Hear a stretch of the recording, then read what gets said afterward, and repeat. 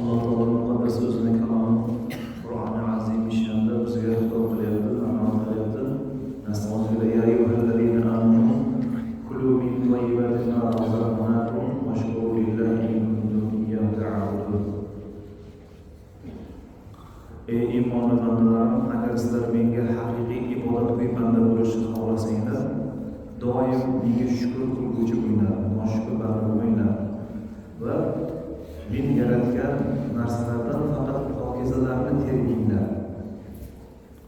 Hali berishimiz. Hosam sal pasaytiring aka. Faqat pokiza narsalarni terib yenglar va doim shukr qilguvchi banda bo'linglar. Ana shunda men sizlarni o'zimga ibodat qilgan bandalar qatoriga qo'shaman. Bu haqiqiy ibodatgo'y banda deb qabul qilaman deyapti. Bu oyat nihoyatda bir ixcham va siz bilan biz uchun eng bir chiroyli bir yo'l ko'rsatma oyati bo'ladi mana shu oyat.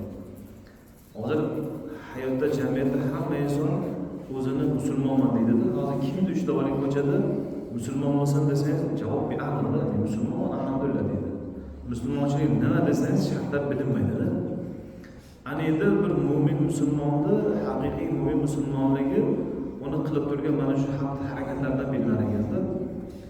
Kerak bo'lsa gohida o'zimizni ham haqiqiy musulmon yoki musulmon emasligimizni bilmay qolamiz. Ammo Alloh taolo mana shunday bir ikkita chiroyli narsani bizga ta'limini berib qo'ydi-da, musulmonligimizni o'zimiz musulmonligimizni o'shani anglab olishimiz mumkin bo'ladi. Ya'ni qachonki shukr qilguvchi bo'lsak, ana shunda haqiqiy musulmon bo'lar ekanmiz va ikkinchisi doim pokiza narsalarda yeyishga odatlansak.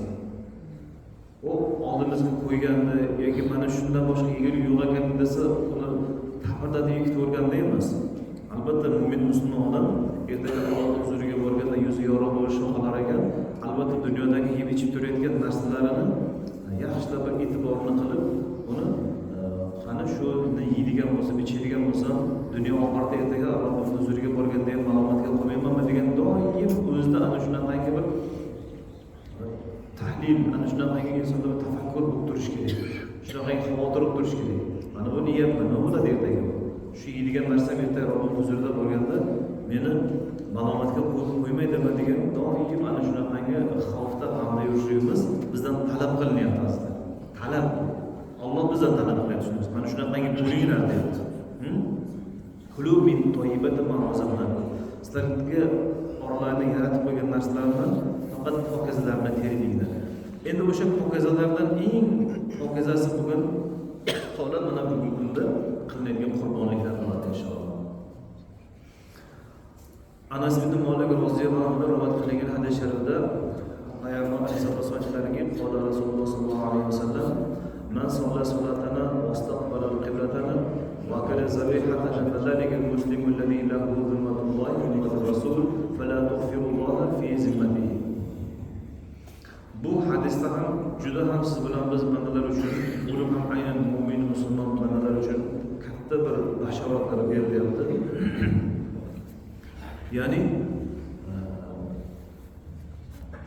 Rasul aytadilarki, man sollar solatana. Kim bizni namozimizda namozni o'qisa. Bugun payg'ambarimizni namoziga zid bo'lgan namoz ko'payib ketib qolganda, tafakkur qiling, o'z namoz degan nima degani? Banda Robbisiga qilayotgan ibodatda bitta chiroyli shaklini namoz ko'rinishida qilinadi. Ana endi qarang, buni sharti bor ekan. Man solla solatana deyapti Rasululloh. Kim bizni namozimizda qanday namoz o'qigan bo'lsa, vastaqbalal qiblatana, bizni qiblamizga qarab yuzlansa. To'rt tomonni qibla degani emas ekan. Aynan Alloh taolo belgilab bergan qiblaga qarab inson yuzlanadigan bo'lsa va akala zabihatana va bizni qurbonliklarimizdan yesa deyapti. Bizni qurbonliklarimizdan yesa. Mana o'sha uchala ishni qilgan odam namozimizda namoz o'qisa, qiblamizga qarab yuzlansa va biz to'ygan qurbonliklardan go'sht yeydigan bo'lsa, mana shu uchala ishni qilayotgan musulmon bilsin. Fadalikal muslimul ladzi lahu zimmatulloh va zimmatur rasul. Mana o'sha uchala ishni qilgan mu'min banda Alloh va payg'ambarning zimmasida bo'lar ekan deydi. Bu buyuk baxt qaring. Alloh va payg'ambarning zimmasiga kiradigan mana o'sha uchala ishni qilgan odam. Bu musulmon uchun eng katta buyuk baxt saodat bo'lmaydi. qalbi rohat topishlik uchun yoki bir mushkul oson bo'lishlik uchun o'zini o'tdan yurgan yerga tiqib yurgan kallasini tiqib yurganlar borda, qayerda men uchun rohat bor ekan, qayerda men uchun baxt saodat bor ekan. Mana baxt saodat kaliti mana shu. Qiblaga qarash kerak, yuzlanish kerak ekan. Xuddi Rasululloh sollallohu alayhi vasallam qanaqangi bizga namozni o'rgatib ta'limini bergan bo'lsa, ana shunaqa namoz o'qishimiz kerak. Bu endi boshqa narsani xalq qilish kerak emas. Boshqa narsani xalq qilish kerak emas. Endi mana bu yeb-ichish borasiga kelganda aytayaptiki, u agar zabiy qiladi. Biz so'ygan qurbonlarni endi go'shtdan yesa o'sha bo'ladi deyapti. Nimaga bu yerda qarang, qurbonlikni go'shtini yeyishlik ibodatga tenglashtiryapti. Biz mana namozni o'qiyapmiz, qurbonlikni go'shtini yesak biz o'zimizni qornimiz to'yadi odatda, nafsimiz mana. Ammo bunda Alloh taologa o'xshab ibodat shakliga kirgizib qo'yadi mana shu qurbonlikni go'shtini yeyishni.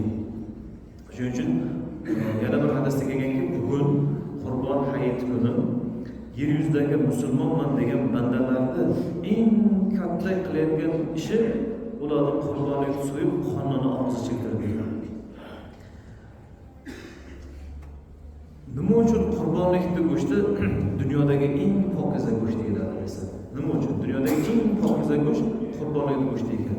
O'sha uchun imkoni bor odam, o'ta boy odam bo'lsa, go'sht yemaydigan bo'lsa tarqatsin. Ammo bunaqangi oshib-toshayotgan joy bo'lmasa, shu qurbonlikni go'shtni o'zi bosib yursa o'sha yerda odamlar. Masalan, men shunaqa qilaman. O'zimni aka-ukamga tarqatib qolgan hammasi o'zim qovurayman. Nimaga? Eng pokiza go'sht qurbonlikni go'shti. Qurbonlikni go'shti insonga shifo bo'ladi. Nimaga? Buni Alloh taolo Qur'onda, hadisda esa Rasululloh hammasini chiroyli qilib shu tartib bilan tushuntirib bergan. Nimaga? Nimaga endi aynan qurbonlikni go'shti shu qassob so'ysa, shu har doimgida qanday qo'y, mol yoki tuya bo'lsa, nimaga aynan qurbonlikni bunaqangi pokiza go'sht bo'lar ekan desa, qurbonlikni qilayotgan odam avvalo Xudoni tanib qo'yib oladi. Birinchidan, ikkinchidan qurbonlikni so'yayotgan qassob ham o'sha so'yayotgan jonivorni aynan Alloh uchun qurbon qilayotganligini biladi. Bu yerda izdan chiqib ketish yoki shak shubhaga hech qanaqa o'rin yo'q bu yerda. Va oxiri shu qo'y so'yilayotgan jarayonda u Alloh uchun o'zini fido bo'layotganligini bilar ekanda, qo'y xursand bo'lar ekan. Ey Allohim, men dunyoga haqiqatda nima uchun yaralgan bo'lsam, shu uchun men bu dunyodan o'tyapman. Yaralishdagi bandaga rizq bo'lib yaralgan edi. Robbisini ismini eshitsa uni jon berishligi kerak edi. Mana Robbim bismillah Alloh bilan nomingni eshitdim va seni yo'lingda men qurbon bo'layotgan ekanman deganda, hali qurbonlikda jonivor o'zini shunaqangi erkin, xotirjam qo'yar ekan, natijada uni tanasidagi hamma haromdan chiqib ketar ekan. Qurbonlik go'shtini tanasida bir tomchi ham harom qon qolmas ekan. O'sha uchun gigiyena jihatdan ham, shar'iy jihatdan ham eng toza pokiza go'sht qurbonlik go'shti bo'lar ekan. Qaranglar, Alloh taolo siz bilan biz bandalariga buni bir hazil marhamat qilib berdilar. Boshqa paytlarda-chi agar shu jonivorni so'yishga to'g'ri kelsa, haligi qassoblar sal xayoli joyida bo'lmasdan bismillah aytmasa so'yib yuborishligi mumkin. Yo agar ba'zilar bor, mana ziyorat joylar bor. Imom Buxoriy deydi, Imom Termiziy deydi. Shunaqangi buyuk valilarning qabrlari hayotimizda, bizning zaminimizda mavjud. Shohizinda deymiz va hokazo. O'sha yerlarga borsangiz, mana tog' tosh taraflarda ziyorat qilgan joylar juda ham ko'p o'zimizda. Hammasiga borib o'sha yerda odamlar taom yeb turibdi. Hammasida odamlar taom yeyapti. Mana Hazrat Davud degan bir joyda eshitgan bo'lsangiz. Haqiqiy shirkni makoni o'sha yoq. Shirkni makoni o'sha bugungi kunda haqiqiy Hazrat Davud deb atalgan hudud. Oqsoy tog'da joylashgan. Mana. Endi mana bahorda hozir sezon boshlanyapti. Sezon boshlangan mana shu bahor yozda. Odamlar borib, sanoqsiz odamlar boradagina shunaqangi odam gavjum o'sha yerda olib borib qo'y so'yib yeyishadi. O'sha yerda qo'y so'yiladi. Mana bu qo'yni go'shtini yegan odamlar hammasi harom yegan bo'ladi. Endi hammani harom yo'lga chiqarib degan fikrdan biz uzoqroqda turib gapiramizda aytamizki, kimdir shunchaki tog'ga mayafkaga borgan bo'lsa, uydan go'sht olib borib pishirgan bo'lsa, u mustasno. Ammo nechta bittasini o'zim ko'rganman, o'sha yoqqa borib biz qo'y suyganib ketyapmiz deb qaytara olmaganmiz nechta bittasini. Nimaga?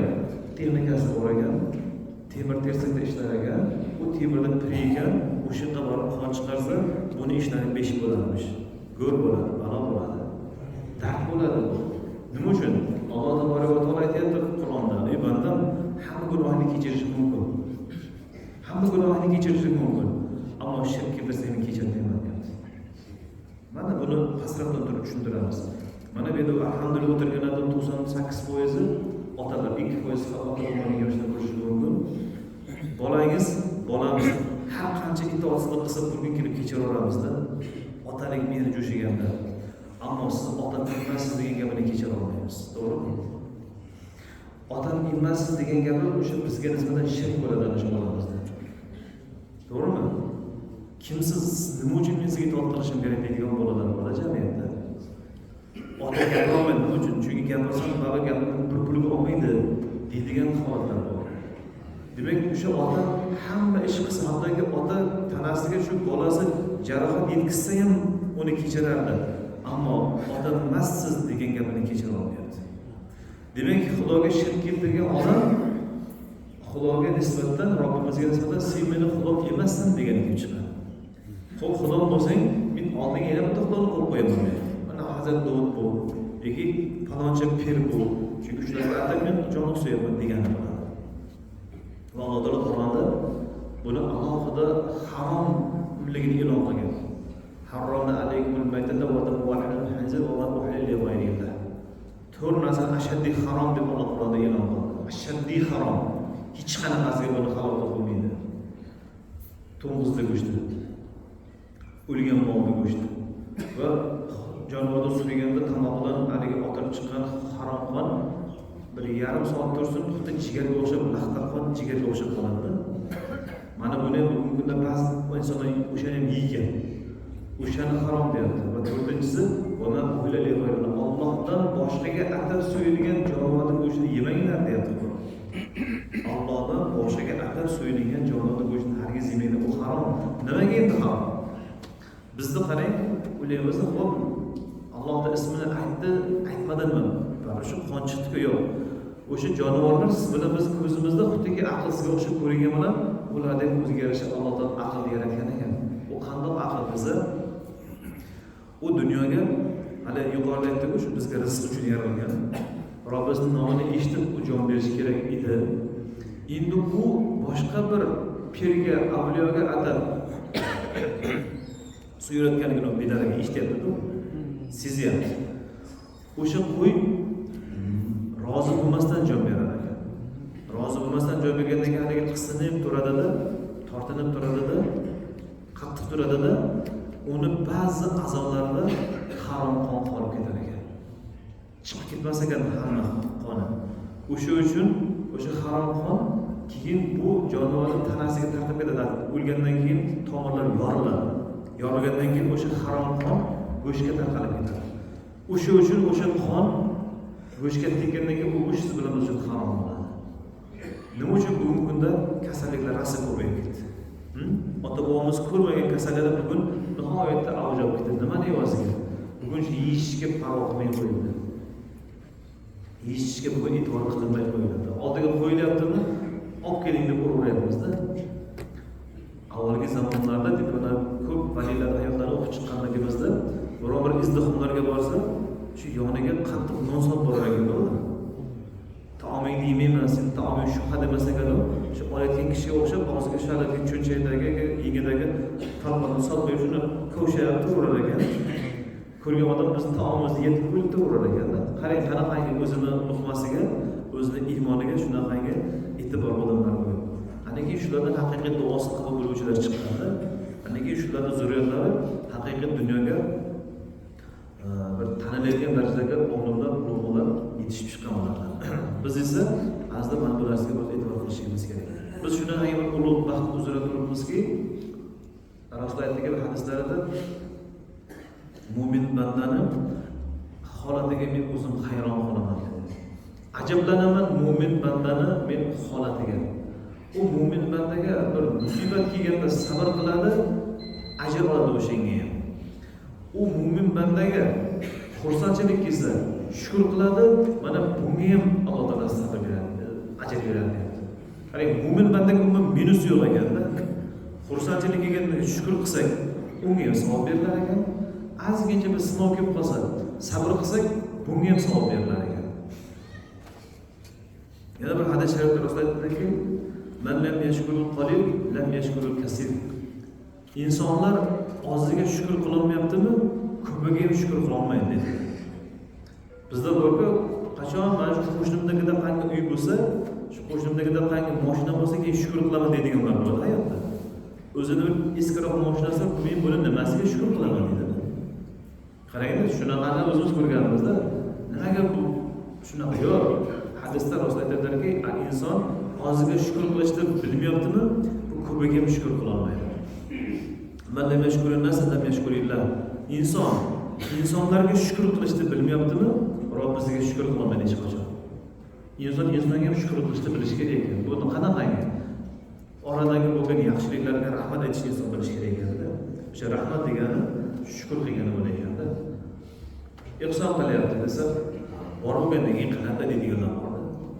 Shunaqalar o'zimiz ko'rganmiz. Shukr qilmaysdan, rahmat demaysdan, bor bo'lgandan keyin bor bo'lsa men ham qilaman deyapti-da. Qarang, olib bunga tashlab ketgan o'sha ihsonni. Buning o'sha degan kishiga shukr qilolmayapti. Endi bu Allohga ham shukr qilolmas ekan. Hatto biz ni'mati shukron. Alloh taoloning bergan ne'matlarni gapirishlikda o'zi shukr ko'tar ekan. Mana zamonamiz tinch. Xudoga shukr. Bomba tushayotganda mana hozir ba'zi joylarga o'xshab. Bozorga borib ko'ring, anvoy taomlar hammasi arzimas pullarga bordi, alhamdulillah. Lekin mana onajonda ko'rib turibsizlar, internet tamoqlarni ko'rib turibsizlar, ba'zi bir ülkelerdagi notinchliklarni. Mana G'azodagi voqealarni. Mana kecha bir narsani o'qib qolib juda ham qalbim og'rib, ezilib ketdim shular haqida. Ular uchun oldida ikki xil o'lim bo'lyapti. Bittasi mashinada o'lib ketishlik taklifi bor, ikkinchisi bozorga borib narsani sotib olib kelayotganda o'ldiramiz deyapti. Baribir o'lim ekan. Xohlasin bunaqa bo'lsin, xohlasin bunaqa bo'lsin deyapti. Qarangda inson zotini qarangda. Alloh shularga o'zini nusrat bersin, tavfiq bersin Alloh taologa. Ikkita o'lim bor uchun deyapti. Shuning uchun ko'pi sabr qilib o'lib boryapti. Ko'pi nima bo'lsa shu boshimizdagi deb borib narsani olib kelayotganda o'sha o'ldirib boryapti. Bizda nima bo'lyapti? Bizda-chi? Oldimiz to'la taom yeyolmaymiz deyapmiz. Bu shukr qilish kerak emasmi? To'g'ri, kamchiliklarimiz ham bor. Lekin men kamchiliklarimiz sekin-sekin tuzaladi. Ammo e'tibor qilishimiz kerak bo'lgan, shukr qilishimiz kerak bo'lgan narsani qilyapti. Alhamdulillah. Eng katta shukr qiladigan narsamiz hozir mana shu holatimiz. Qanaqa bu? Musulmon bo'lib turgan holatimiz bizlar. Qaranglar. Yuqorida hadisda 3 ta narsa aytiladi. 3 ta narsaga bugun ko'pchilik odam guvoh bo'lib turibdi. Ikkitasi aniq.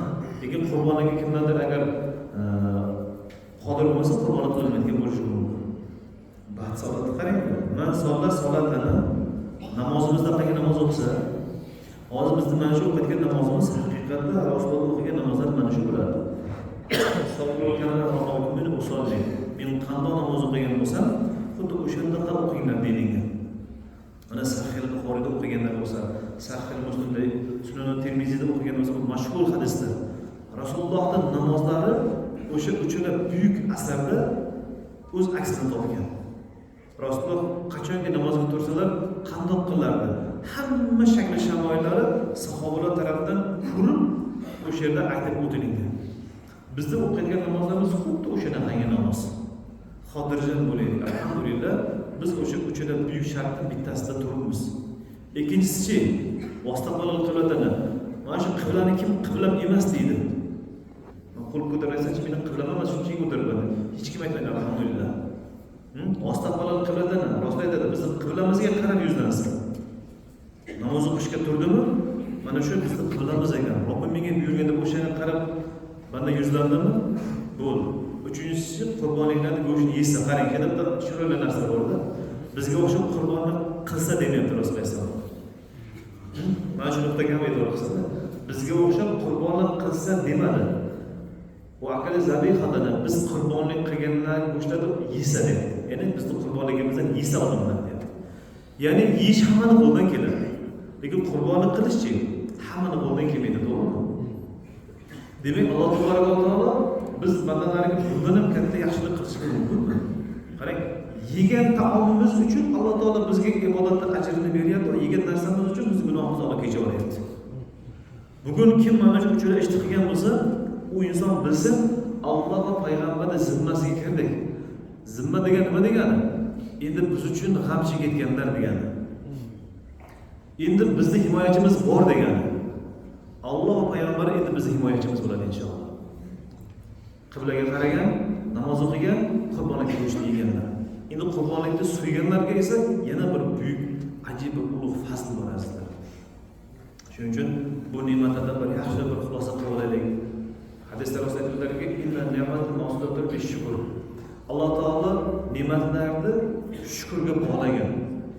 Mana buni bilib olaylik. Alloh taolo ne'matlarni shukrga bog'lagan. Qanaqangi bog'lagan? Va shukru mutaalliqun bil mazid. Endi shukr qilsak, albatta bizga berilgan ne'mat ziyoda bo'lishiga aniq ekan. To'g'ri, biz aytganda qancha ko'p emasdir uyimizda. Shu boriga bitta shukr qilaylik-da. Buni rostlayapti. Bitta boriga shukr qilib ko'ringlar-da deyapti. Albatta ana o'sha shukr ziyodalikni olib kelar ekan.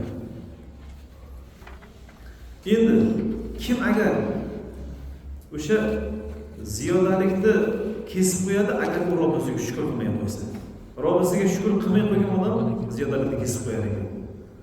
Ana hayotda ko'plarni ko'ring, shu noshukr bo'lsa o'zidan umr ro'zg'ordan baraka qilib o'tishni boshlaydi. Meni kunima bu qo'limdagi pulma bo'lib o'ylaydi. Nega mashinamni shu mashinami deb o'ylaydi. Sadaqat aytadilarki, uzoq yo'ldan bir safardan kelsak, bir safdoshim dedi, shunaqangi nolyapti, oyog'im og'rib ketdi, undoqda, bundoqda, bunaqa yashashdan ko'ra o'lganim yashayib deyapti.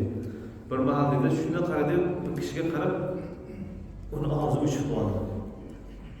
Keyin nimaga og'zi uchib qoldi deb qarasam, oyog'i yo'q kishiga ro'para kelib qolgan ekan. Qarang, Alloh tabolak va taolo shunaqangi hakim zotki, hayotda inson nimadandir nolib yurgan bo'lsa, Alloh taolo qayta shu nolayotgan joyida undan haqqiroq bir kishiga duch qilib qo'yadi. Endi oyog'i og'rib dod qo'y deb yotsa, oyog'i yo'q shundan chiqib qolgan ekan. Astag'firullah. Bundan ko'ra meni holim yaxshi ekan deb qoladi deydi. Erondan kelyapmiz deydi. Eronda podshohi zo'r chotki qo'llarni olgan. Haligi hunarmandlar zo'r, Amir Temur qahramon zo'r xizmatlarda olgan kishilar, hunarmandlar. Shunaqa Eronda podshosi ham olib kelyapti dedi, zo'r qo'llarni. Shularning ichida ba'zi durodgo'lar bor ekanki, nihoyatda qo'li gulagan, ammo umrda dengizga kirmagan ekan. Haligi kemaga minib suzib ketyapmiz, kema haligi to'lqinni bunaqa qilib chayqalib uchib tushaverdi dedi. Bitta qul shunaqangi endi yig'layapti, shunaqangi o'ldim deb o'ylardi. Voy, sen o'lmaysan, mana biz turibmiz, ushlab turamiz desa ham, ursa ham, ummashini so'ksa ham urmasmishda. Katta pul beraman desa ham urmasmishda. Hammani xunob qildi. Keyin shunda Sa'd Shiroziy buyuk kishlar, juda buyuk avliyo odam bo'lgan. Podshoh xola debdi, o'sha qulingizni menga bering, og'zini o'chirib beraman debdi. Ish qulingizdan kelsa qiyin hammani ezib oladi debdi. Qanaqa yo'li bor desa shunda borgan ekanda, keyin bir 4 ta baquvvat o'shaga qo'shib yigitni chaqirdi-da, ikki qo'l, ikki oyoqdan ushlab buni otib yana dengizga debdi. Podshohga tafsir, buni yomon katta pulga olganman, bu menga kerak desa, podshoh biz jim turib turavering dedi. Shunda haligi aytgan xiyla bu olimlar bir ishni bilsa kerak dedi. Shu ushlab dengizga qarab olatib otilar dedi. Ali jon hayotda bir kiradi, bir chiqadi, suv yutib, oxiri kemaga yaqinlashganda yana bir umarmishni tepib yana ichkariga tiqib oldi dengizga. Oxiri suv yutib o'qishdan ketib, ana endi borini qutqaringlar dedi. Keyin bor haligi yigitlarni suzishni yaxshi bilgan qutqarib olib keldi.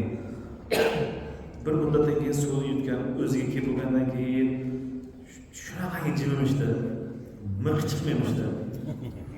Gap so'rasang gapirmasmishdi. Keyin podshoh yarim soatdan keyin kelganaganda, shayton, buni nima qilib davom etadingiz degan ekan. Biz buni o'chirolmay turdik. Endi gap so'rasang gapiryapti dedi.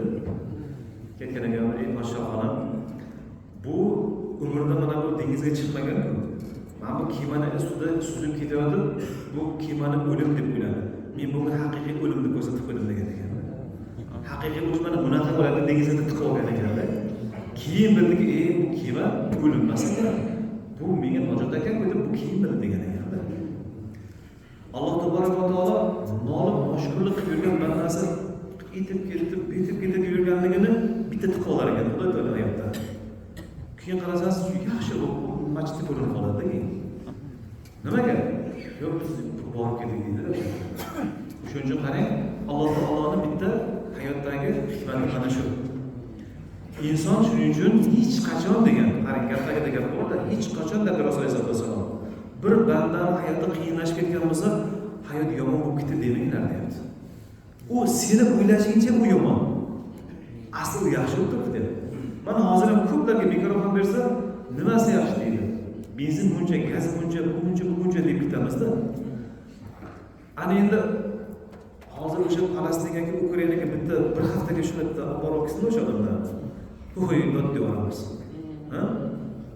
1 kilo pomidor 200 ming, 300 ming so'm deyapti. Ha, bizda qishni kuni ham buncha pulga chiqmagan bu. 1 kilo go'sht 60-70 dollar deyapti. 1 kilo go'sht. Yana uning ustiga u yerda ish yo'q, boshqa yo'q. Shuning uchun mashinadagi noshukur bunaqa bo'lib ketdi, bunaqa bo'lib ketdi deyotganlar o'shanda bir oy jo'natib kelsa, avliyo bo'lib keladi ketdi o'sha yerga. Shuning uchun aslida hadisni biz doim jon dilimiz bilan qabul qilishimiz kerakki, Rasululloh gaplarini qarang. Hayotlariga har qancha og'irlashib ketsa ham yomon bo'ladi demanglar. Alhamdulillah deinglar. Yaxshi bo'ladi deinglar, yaxshi bo'ladi albatta degan. Chunki biz o'zimizning ojiz aqlimiz bilan yomon bo'ladi deb qo'yar ekanmiz. Alloh taolo hammamizni qalbimizni isloh qilsin. Hammamizni qalbimizga o'zi rahmat shafqat qilsin. Duo qilamiz. Bismillah. Alhamdulillah. Assolatu vassalamu ala rasulillah. Alloh bugungi ulug' qo'shiqlar bilan Muhammad uchun muborak aylagan. Bu ulug' kunlar Alloh taoloning yo'lida barakatlarimizni bahramand qilgin. Parvardigor olam, har bir ishimizni o'zing kifoyalagan. Yurtimizni Alloh taolo o'zing har xil samodan, yerdan chiquvchi oqibatdan o'zing saqlagin. Alloh tinchligimizni abadiy barqaror qilgin. Tinchlik osoyista bo'ladi.